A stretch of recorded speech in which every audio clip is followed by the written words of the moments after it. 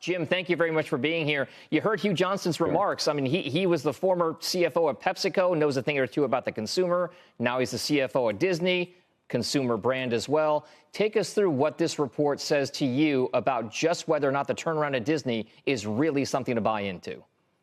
Yeah, I think this is a really historic quarter because it answers or begins to answer one of the big questions, which is, can anybody but Netflix really make money in the streaming sector? Because we've seen them lose just incredible billions of dollars. And there was beginning to be real skepticism that this business was never going to be profitable. I think Disney has now shown that there is a path to profitability even for the legacy companies that don't have the scale of a Netflix or an Amazon. And the key here was they brought down the spending. They really put some discipline in there. And, I hate to say this for all my friends in the creative community in Hollywood, but when they went on strike, they handed these companies a huge gift because they had to slash their spending, not just a little bit, to nothing while they were on strike. And guess what? They didn't lose subscribers. Suddenly that competition of all that new material wasn't there, and people were very happy to watch material, reruns and legacy properties. That was a huge revelation. I think we now see that working through also in the recent Warner earnings, which were quite strong.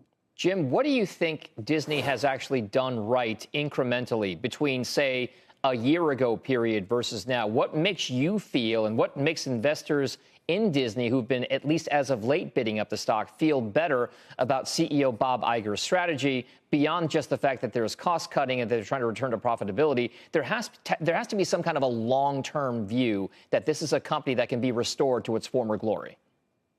I agree with that. I think Iger deserves credit, and he's getting credit because he brought discipline in when he returned. He said immediately he was focusing on profitability. Now, and remember, I don't necessarily blame his predecessor so much. The metric that Wall Street cared about was subscribers, and they didn't care what people were spending in order to get those subscribers. So we had an arms race of spending among all these companies trying to lure the subscriber until suddenly investors said, no, we want profits.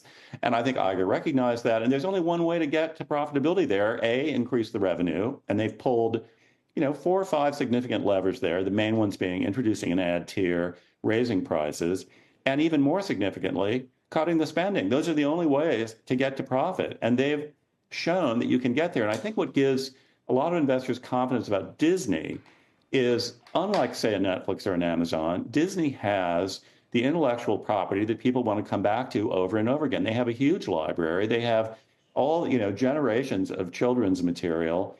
And, new kids are coming up all the time. It's new to them. And a lot of people just are happy to watch it over again. That's the great beauty of the intellectual property that they've amassed. Jim, so I think that gives confidence to investors that Disney can keep this streak going. So, Jim, we're showing this graphic about, streaming, linear television. I have a particular, and I'm sure many of our colleagues at CNBC do, about this kind of future of linear television, the future of cable. We've heard from even our parent company, Comcast, about some of the strategic options that may be considered with regard to reshaping, restructuring how the television and linear television and streaming television landscape looks. What does it look like to you in the coming years?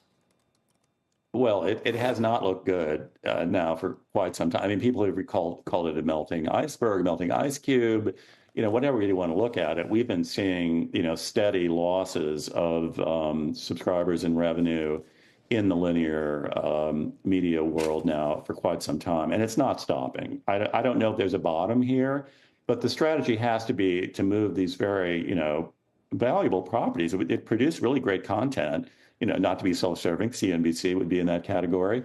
And there's a market for that. People will pay for it. The question is, what is the distribution channel that's going to be the most successful?